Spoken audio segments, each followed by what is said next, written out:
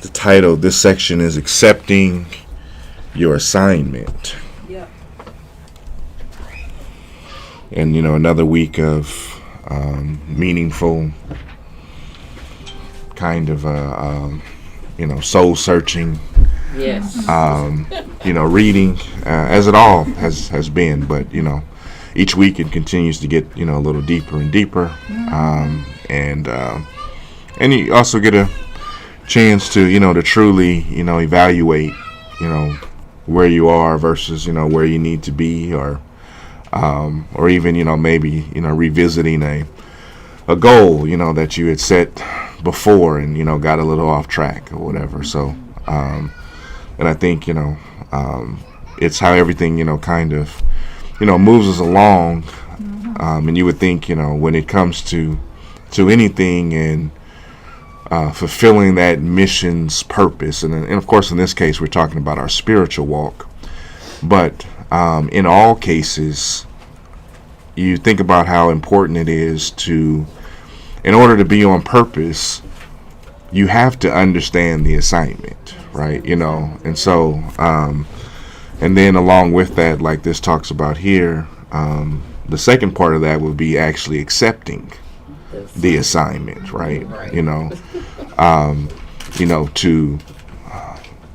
To be on purpose in the sense of if our mission is to bake a cake, we in order for us to be on purpose for that, we need to understand what the assignment is first, and then agree that that's what we're doing, that we're baking a cake today, right? And so, and anybody that shows up, with a muffin tin or, something for cupcakes, right? You would understand right away that, well, one, we're already off purpose a little bit, right? Because we didn't come with the right equipment. And then maybe that person didn't completely understand the assignment, right? Or maybe they didn't get all the instruction, right? He says, well, I didn't hear that part, right? I heard that cake. I heard that we were baking something today, right? But you didn't tell me, what kind of cake and all of these things, whatever. Or, you may have the, in the terms of accepting the assignment, let's say, now you have a straggler that shows up to the event, right? And they didn't bring anything, right? So, you're reaching out to them and saying, hey, well, what's going on with you, right? Well, I didn't agree to do this, right? I didn't agree to bake any cakes, right? So now you have the person, so you have one person that didn't understand the assignment, and then you have another person who did not accept the assignment, right? Because they didn't agree to bake cakes, right? And so I think in that, we can see where that applies with a lot of things that we do, or try to do, as a group, or, as a ministry, or, as a congregation as a whole, right? You have people that, you have some people who understand and fully accept the assignment. Then you have other people who didn't quite understand the assignment, right? Or it could be, maybe they haven't quite matured spiritually to the point to be able to grasp the whole assignment. So I'm kind of, I'm still trying to get there, right? I don't understand fully. And then you have, the last person, who has not accepted the assignment, right? For whatever reason, right? They don't agree, don't know how, not sure, whatever, disobedient. Well, yeah. It can be. I would say, that could very well be true, especially if the non-acceptance, I would say, is intentional. Intentional. Yeah. Then I would most definitely agree that would have to fall into the category of just being disobedient, right? I believe there's still an area there where probably doesn't apply a whole lot, but I would think sometimes a lack of knowledge could play a part as well. And connected to your understanding. yeah. And so in the sense where I'm saying it's not because one way would just be defiant, right? In the sense of I'm not doing it, right? Where there could be a small case where maybe the person doesn't fully understand why they should be doing what they're doing, and that could lead to the inactivity, right? But all of these is very hypothetical. Each one would be a case by case, and it's I guess it's not necessarily for.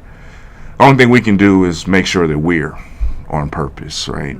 And encourage others to be, but maybe not try to diagnose what their issue is or whatever, and based upon, like we talked about a few weeks ago, based upon relationship, one person may be able to dig a little bit further than someone else to get an answer. I can't, like Sister Camille talked about, I think it was last week, we talked a little bit about pain, right? And so, once you figure out that, maybe in that case, I'm not defiant at all, I'm not defiant. My inactivity may be related to my hurt, right? It's not, so it's not, yeah, so that would be something that, could be understood, and even in there, there's some, encouragement in there, and then that, and then that's maybe where we spend the time, to find an area, where that person can work, or something that they, can do, right? It's something for everybody. So, so it says, day 29 says, you were put on earth to make a contribution. You were created to serve God.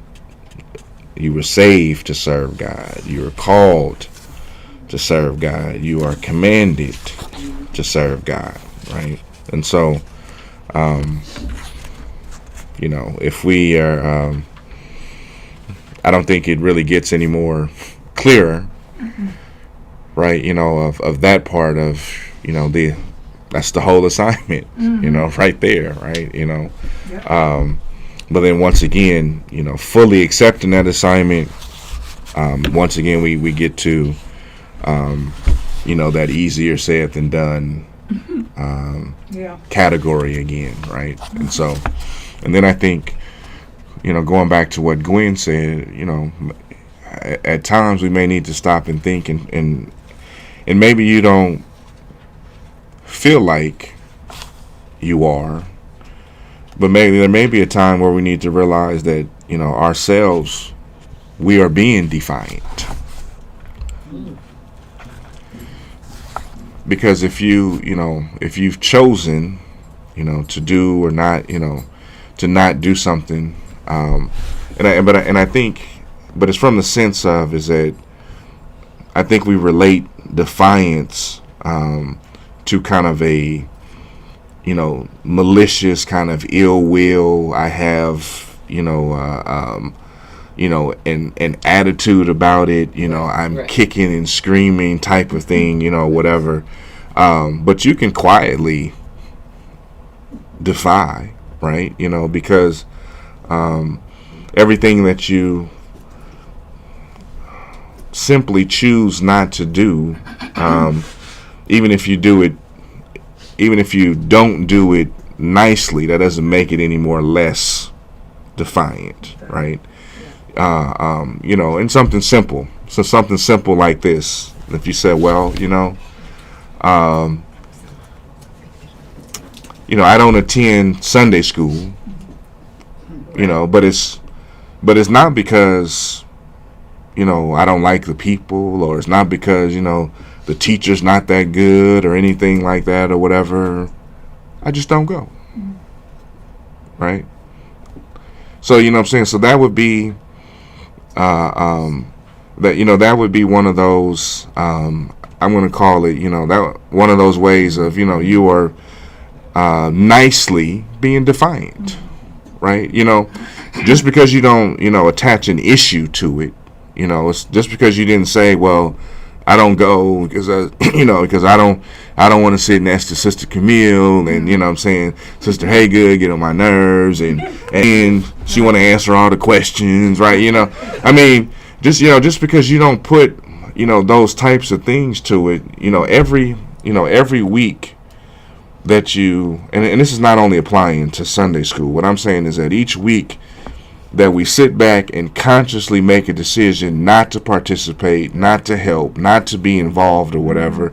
And if we're not serving God, like Gwen said, that's disobedient, and it could be considered to be, it's still defiant, right? Because you said I'm not, and just because you didn't kick and scream with the I'm not, and you didn't stomp, and you didn't turn the chair over, right? No fit was thrown. Yeah.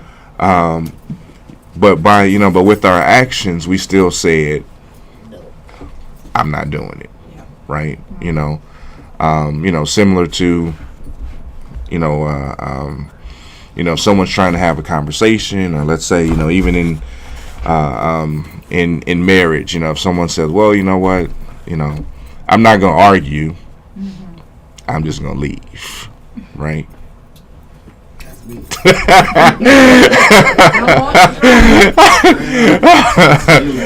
Yeah, so in that, it's in that you did, and I still think it's still one of those. It is still a quiet defiance, right?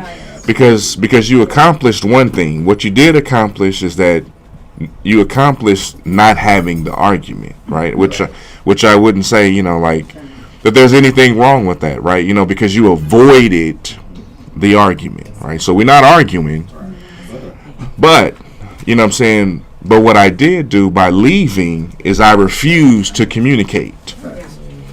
And so that becomes the defiant part, right? Because you could very easily say, there are a lot of people, that are very, non-confrontational. They just don't like confrontation, right? So you could very easily say, if you only tell one part of the story, right? So if you only say, well, I'm not an arguer, I don't argue, right? But you leave out the part that the way that you avoid arguments is just walking out, right? Which is still going to be there. Still going to be there, which means that the communication that needed to be had didn't happen, right? And so we still have to communicate, hopefully not by way of argument, and so that's I guess we like I said, I mean, it's funny how we just one word, right? Disobedient, right? And then we can apply that to so many so many different things that because it's very easy to say, well, I didn't say anything back, I didn't do anything, right? And so all of those things still lend to us not necessarily, still maybe not handling things the right way, right? Because there are times, and I use the example of marriage because that is a situation where the communication is required, right? There are other situations where walking away is most definitely the best answer, right? And so to avoid, absolutely, yes. So and it's gonna be really bad. Right. Yeah. So to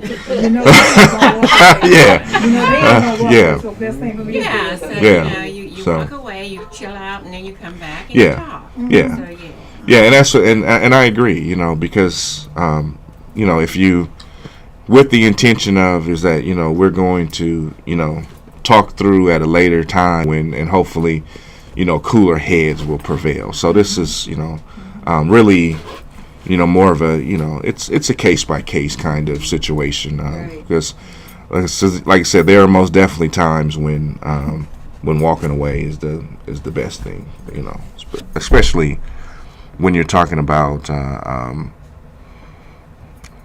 outside, kind of confrontation where communication is not necessarily key to move this thing forward, right? Coworker getting on your nerves, right? So rather than exploding and having a fit, bless you, and potentially losing your job or something like that, right? That's a walk away time, right? If it's the threat of, let's say, a physical altercation, walk away time, right? But within our family confines, like I said, marriage, issues, with kids that need to be, ironed out, things like that. Those are,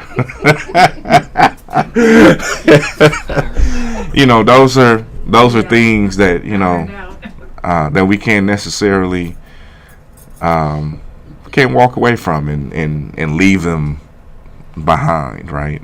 So, we can't, and I think, Fate, I think it was Fate last week, when we were talking about, or he was talking about growing up, right? And so, we have to avoid, those situations where, and realize that, I'm going to, take my ball and go home approach, is not necessarily the way that we should handle things as, as adults, right? People don't want to do what you want them to do. They don't want to do it your way. They don't want to do it, how you say it. And because you don't agree with those things, you're gonna take your stuff and go home, right? So little kid. Exactly. Yeah. He said, have fun, playing football in the street with no football when I take my football home, right?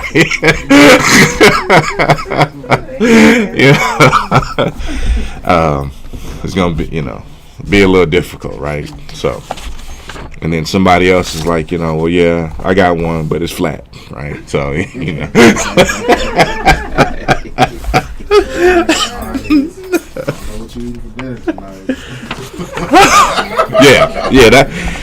and it's funny, Alvin, because I'm like, that was one example that I had in my head too, so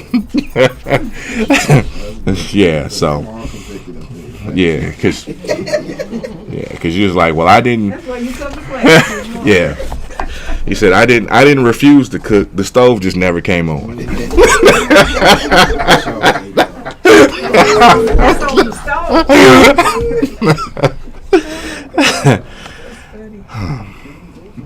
So you were shaped for serving God. So we're going to go into a couple of the discussion questions.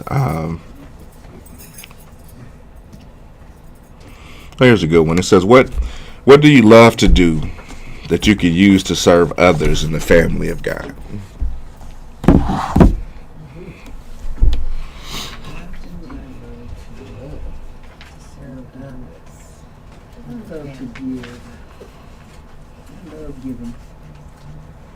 Giving of myself and my means and helping others.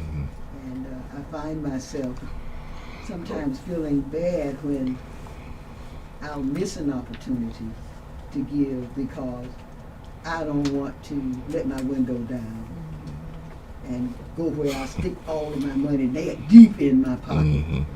So I try to have some money out where I can just reach it. Right. And if I see someone, then I can just give it. And it kind of, then sometimes I ride around the block, get my money, and I come back and find that person. And we've done that. Because I love to give. Right. I love to be a helping hand. Right. And undoubtedly, God gave me that, because there are other things I don't like to do. So that's not a part of my gift. Not that I can't do some of those things, but it's not a love. And usually, our gifts are things that we most of the time actually love to do because we can do them effortlessly. But we have so many gifts. We were just discussing that about how we have so many gifts. We'll never use all the gifts God has given us. Right. But for a few that you love, you do. You put yourself more in those that you love to do. You know, were you little? Did you finish? Sure. I work downtown, and anyway, to make a long story short, I used to go to the bank, and I'd see a lady on this side of the street, and her husband was on the other side of the street. That's when Brooks Brothers was downtown on 7th Street. And I'd always see her. She says, "Oh," she says, "you always look so nice." And she was so nice. She said, "Oh, you smell good too." And then I'd be on my way to the perfume shop, which was on the corner. So one day I got off, and she walked up. You know, she told me, she says, "I need a hug today." And I said, "Oh God."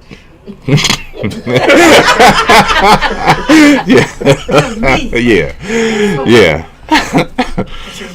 She held on. I can remember it just like it happened. She held on to me so tight. She said, "I really needed that hug." So I went on to the perfume place, and I still had some in my bottle, and I'm going to get a new bottle. So when I come back by, I gave her that bottle that I had, just that little bit left in. She said, "Could you always smell so nice?" You know. So I gave it to her, and it looked like, for her, like I had given her $1 million. And that was many, many, many years ago. Yeah. But every now and then when you're talking about giving people something, you know, and there was a liquor store where I got off the bus. I'm going to be short with this, and I always kept change in my pocket because I don't go in my purse on the street. I always kept change in my pocket. This little white fella come up one morning. He say, "Good morning, sister. God bless you." He say, "I'm not going to lie and tell you I need food and stuff." He said, "I need to go in there and get me a bottle of wine." Yeah. She I told gave you him- that? That's what he told me. I gave him the $1 because I said within myself, I've never been in that position where I had to have some wine in the morning.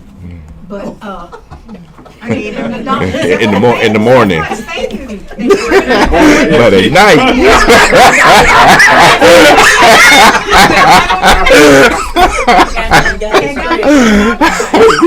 Yeah, I know what you mean. So that's all right. I'm on your side. I got to thinking, I said, oh God, this morning. I'm on my way to work like 7:15. I got out at 7th and Holly. And so I said, well, you never know. You know? Yeah. And we've had this discussion at my former church. Well, they ask for money. I'll just take them in there and buy them something. I said, he might not have wanted it just to go in there and buy. I said, God said we're supposed to give. Yeah. And you can, So- you can appreciate the honesty. I mean, Yeah. I have too, where they said, "This is what I want." Oh, if I have it, Because let that's me hear what it. they Go need ahead to and get get a it. job. Because that dollar wouldn't go back behind, just like I had given him. Yeah. He said, oh, thank you so much. God bless you, sister. God bless you, sister. He ran right in the liquor store. Right. Yeah, and I didn't watch him go in there and buy that, but I know that's exactly what Right. he did. and you know, and simply, I mean, we are simply commanded to give, right? And so, and that's pretty much, where it stops, and in its most, kind of simplistic form, right?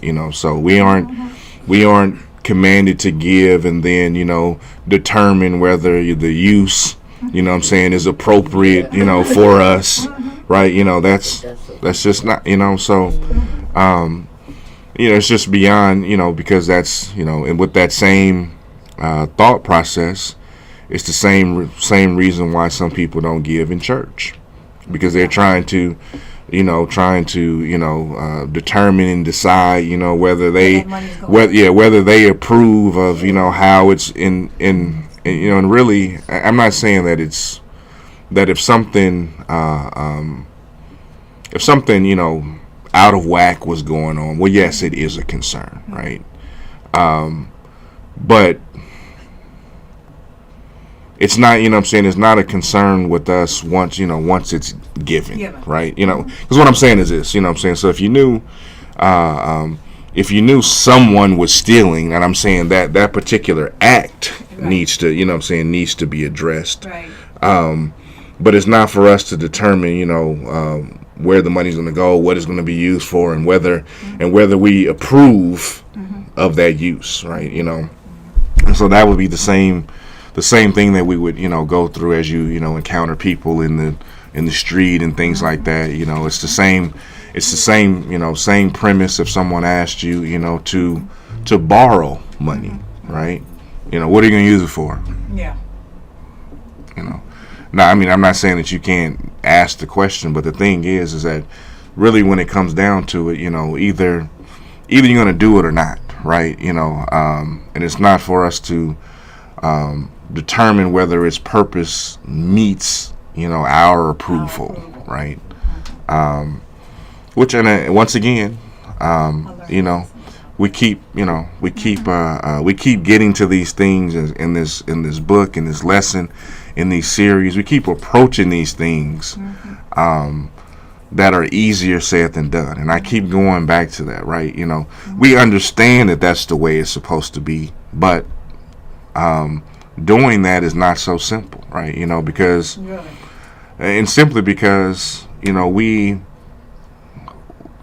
take, or we hold what we have in high regard, and, you know, and don't want to give it away, you know, loosely, right? And wouldn't want it to be wasted, or your concern would be, you know, whether you'll ever see it back again and things like that. And those parts, you know, so you know, that's where those borrowing situations turn into giving situations, because you know, you just like, you know, just go ahead and don't even worry about giving it, because we don't even need to create, you know, that you know, that type of issue. But I would say, going back to the to the actual question here, is that this question here is really kind of mind jogging. It's really all going back to purpose, right?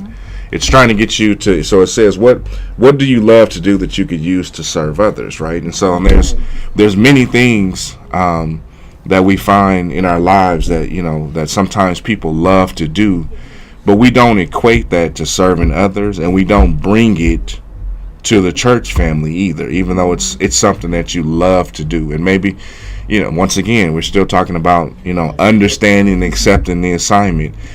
You know, maybe you don't understand how you could use that in a ministry purpose, because you could be thinking, what I love to do has nothing to do with church, because that's kind of how we always, you know, put things into categories, right? And so, you know, maybe it would take, you know, talking to someone else who has you know, maybe a better understanding, or, you know, more spiritually mature, and simply saying, hey, you know what, I love to do this, right? You know, how could that be used in ministry? How could I serve someone? Like, what, you know what I'm saying, what do I do with this piece, right? You know, and it could be anything, right? You know, someone's like, oh, you know, I love to, because I know a lot of people do, I love to sew, right? What do I do with that?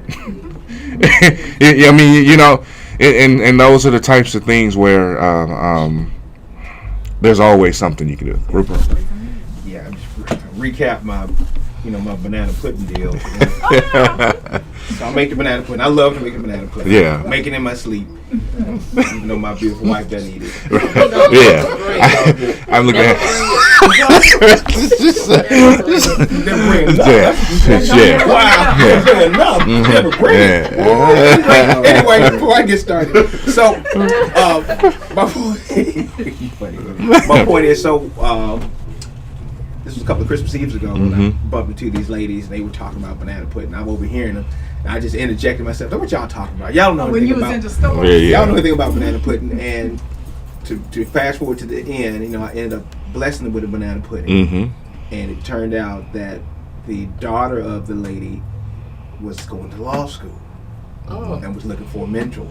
Yeah. So it was through the act of giving them a banana pudding that we were able to make that connection. I was like, okay, let's look at this. You know, Yeah. God put this together. Absolutely. I'm gonna give him that credit. He put that together because she's looking for a mentor. Here's somebody who can be a mentor for her. But for that act of making the banana pudding, we would have never connected. Yeah, absolutely. Yeah, if he wasn't trying to show off. Yeah. Trying to show off, he would have been able to show off. Y'all and then I couldn't ain't got nothing on Yeah, I would. Yeah. Right. You let it get to that point. You know, but simply, and I mean, I really think. Go ahead, Latrice. Oh no, go ahead, finish your thought. No, I was gonna say, I really think that, you know, that's, you know, Rupert's example is a really, really good example, right? Because it's, in theory, you would think that it's so far out there, right? Thinking that what could I possibly do with a banana pudding, right? Then, like, you know what I'm saying? You like banana pudding and God. What that got to do with each other, right? What do I, you know? And so, but when you dig a little bit deeper into that, it gets right back to what we were already talking about, right? What he did was he gave. Yeah. You know, I'm like, he gave of his time, you know what I'm saying, to make the banana pudding. He gave the banana to the people to bless them, and then out of that, this relationship form or whatever. And so, and I think it's such a good example of the we see it in one way, but it's not far-fetched, because all I simply did was I give, right? And, you know, I gave through my love of, you know, doing this, you know, over here. And so, Latrice? No, I just wanted to share about this, reflecting on the question about what I love to do. So I've been thinking a lot about that, just with, you know, the career transition that I'm